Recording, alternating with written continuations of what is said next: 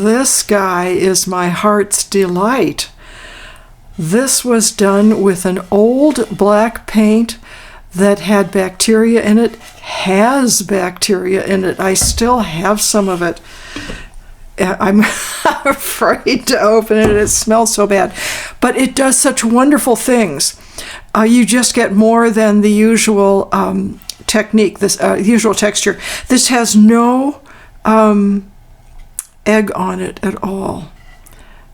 I don't have any extra eggs right now. I don't just throw them away on painting. I use them when I have extras or I have old ones. So let's try another one of these.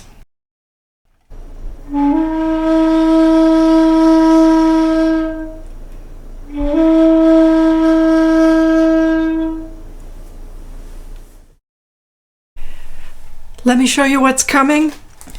I have had such a great time painting on wood that I bought some Super Economique Artist Loft from Marshall's wood panels, just to see what they are and see if we can interact with wood with these.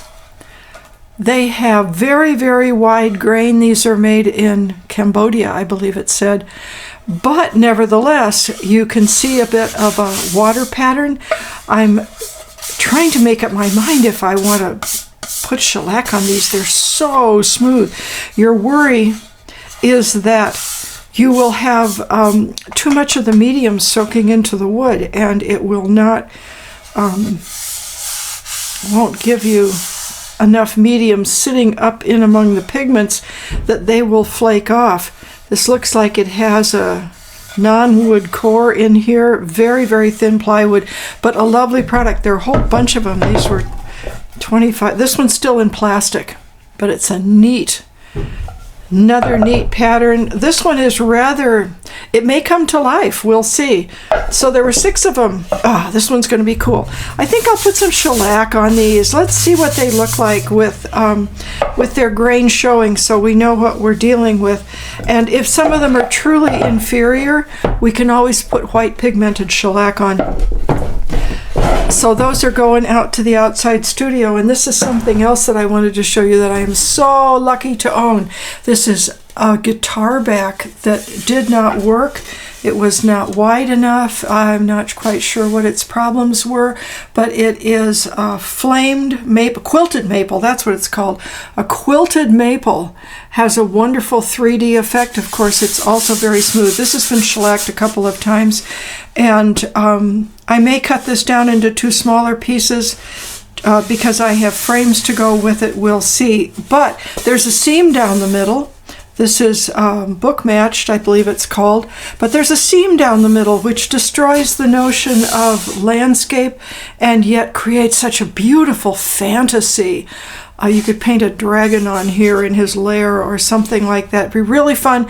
We'll see what we do with that. I'm trying to make up my mind how to set off this beautiful gesture on an Ampersand clay board that I think was given to me by Richardson Art when I went up there. Perfect, perfect thing to be painting on. Back is nice too. In this style. We'll try some more of this, but the problem is, of course, there's no frame for it. So I thought to mount it on one of the boards that we're looking at. This one would appear otherwise very interesting for creating a landscape that pulls out the texture, but it has a mill mark down the middle that would leap into your eye the minute you did that. In fact, it has a couple of spots up here too. We need to paint the edge. I was going to do it black and came across one of the mystery reds that I had mixed. It's actually a brown for a border that never got used. It's almost identical with this brown right here. Let's try it around the edge here and see if we don't get a unified composition, and I'll mount this then, and that'll be done. 2 of my boards will not work as landscapes because they have vertical mill marks, beautiful clouds, lovely, lovely, but this will command the board in the end. So we're mounting an Ampersand clayboard painting of old that showed up in the mix, and We need an edge that will give us some neutrality, and I'd also like to get a better finish than the glue line here. I tried at first, thank you very much. This is actually a really, really successful painting. Delicate, just a little gesture, but I love it. I tried brown. Related to the color? No, painters complain that people don't want to buy paintings that won't go with their couch. Be serious, you want something that goes with their couch. Black contains all other colors and is therefore very universal.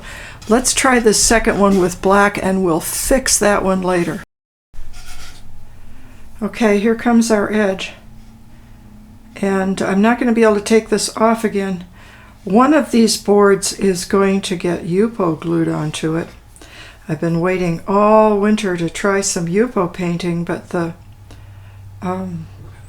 boxes were so engrossing, they were so interesting that I just didn't get to trying the Yupo, which I have before. I have an example of a Yupo painting that I painted in a class, and it has held up moderately because, of course, Yupo flexes. It's not strictly speaking paper.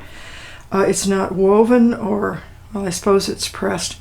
You can't cut it. I think that's why they don't consider it paper. Or you can only cut it, you can't tear it. But that Ampersand clay board, let's try some different surfaces now that I have a perfect, wonderful supply of white pigmented boards that I've made for myself. The reason that I always made even small boards for myself was that I was making big boards. You cannot buy Ampersand clay boards that are 32 by 48, and I was painting very large. But we're painting, no! We're painting small now, and we're messing around.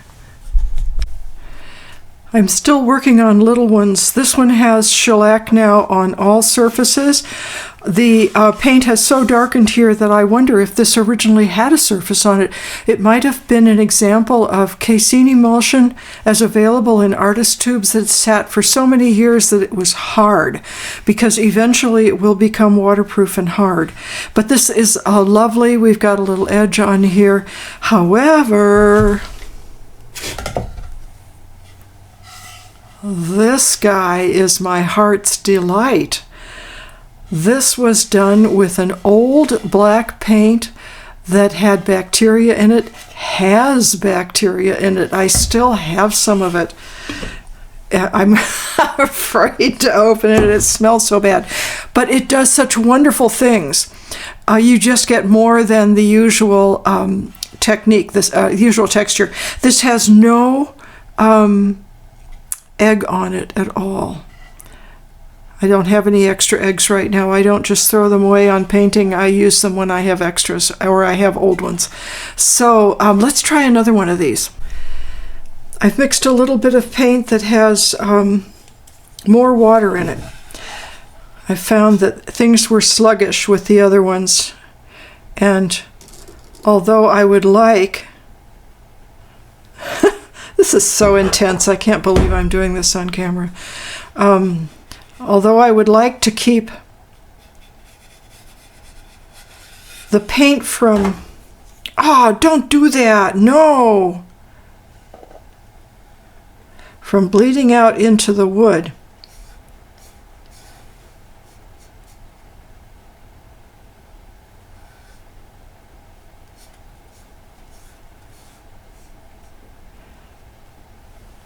I'd also like it to move.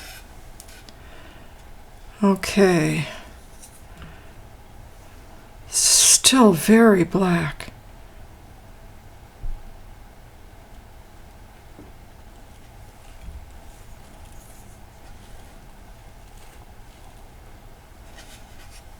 And unrealistic looking. This doesn't look like a mountain edge to me at all. Come down, even that. Why would you have a round edge on a mountain that is so... I'll pour some of this off.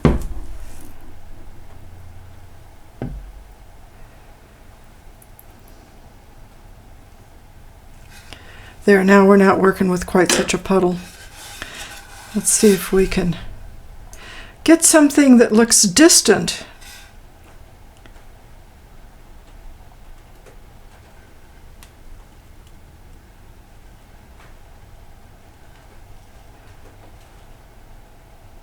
Let's fill these areas up with paint again. See if we can get movement without losing our shape.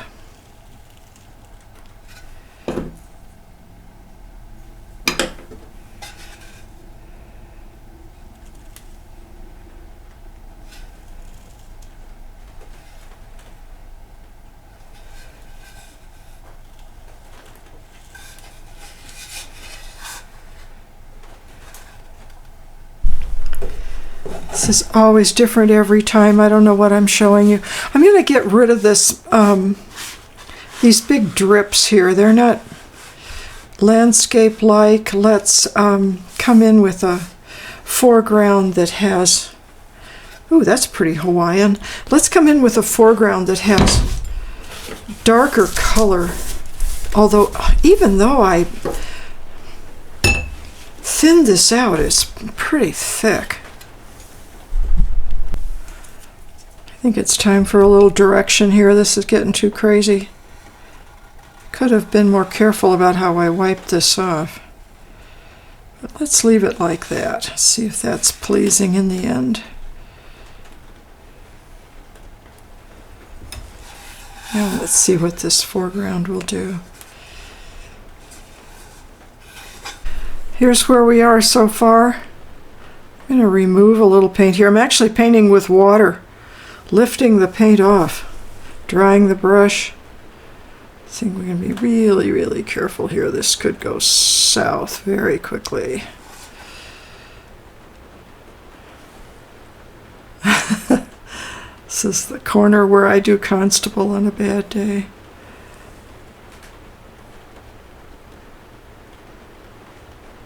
Very nice texture right in here, where the pigment has loosened itself completely.